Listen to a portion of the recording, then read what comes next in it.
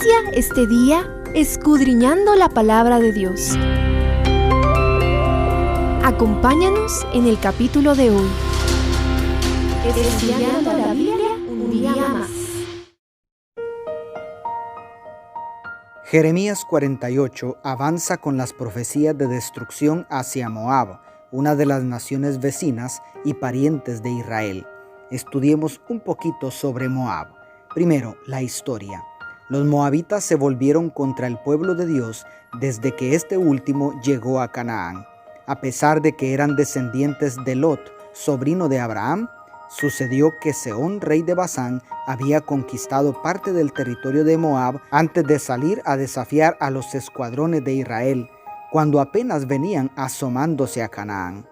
Gracias a la intervención divina, bajo el liderazgo de Moisés, este rey fue derrotado y todo el territorio que dominaba pasó a ser la heredad de la tribu de Rubén.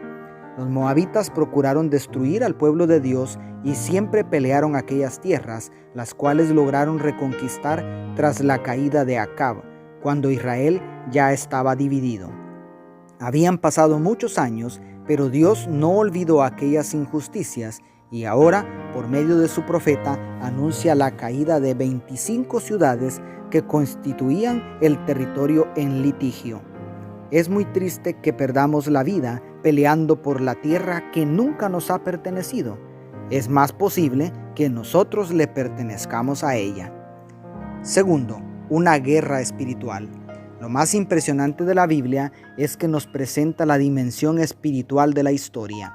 Además de darnos a conocer que detrás de la devastación babilónica, Jehová, el Dios de Israel, permanecía al control, el verso 13 nos revela una guerra entre el Dios verdadero y los falsos dioses que solo existían en la imaginación de los pueblos. Los moabitas se avergonzarán de su dios Quemos, como antes los israelitas se avergonzaron del dios Baal, en quien pusieron toda su confianza, declara el verso 13 en la traducción en lenguaje actual.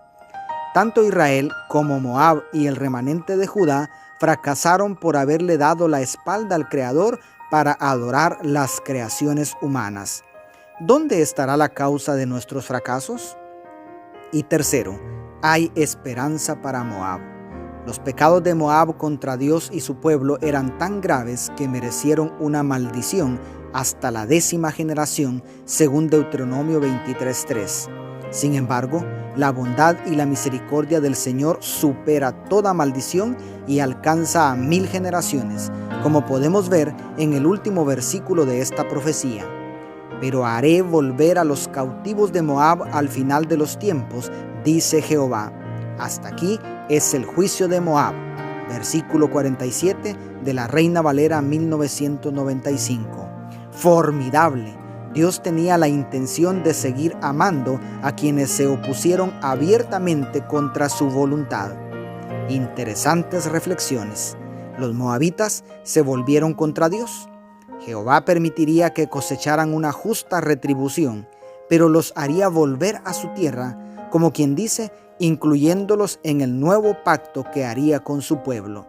Esto quiere decir que lo más importante es que Dios anhelaba que se volvieran a Él. Y esto sigue siendo lo más importante en tu caso y el mío. ¿Quieres volverte a Jesús este día? Dios te bendiga, tu pastor y amigo Selvin Sosa.